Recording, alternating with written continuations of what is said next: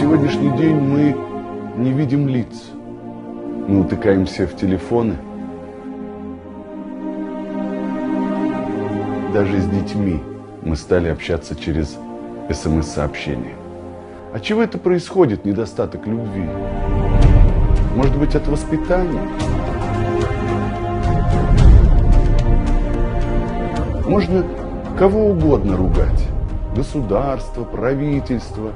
Но поколение вырастает людей хладнокровных, жестоких, без любви.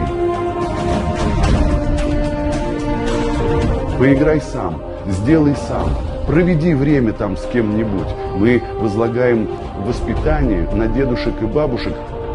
Потом мы удивляемся, что дети нам не звонят. У нас нет общения.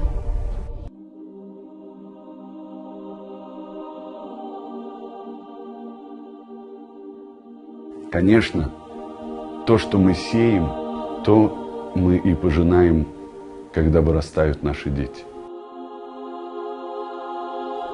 И глупо удивляться, что ребенок вас не понимает. О каком гуманном обществе нам говорить, когда нам самим не хватает времени поиграть с ребенком?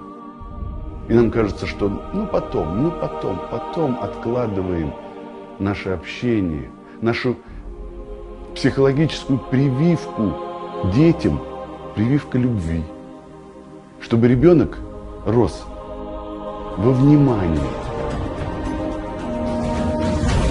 Пожалуйста, украдите у себя час, проведите его с ребенком.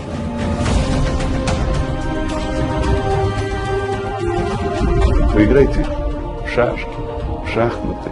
Это уже прививка любви.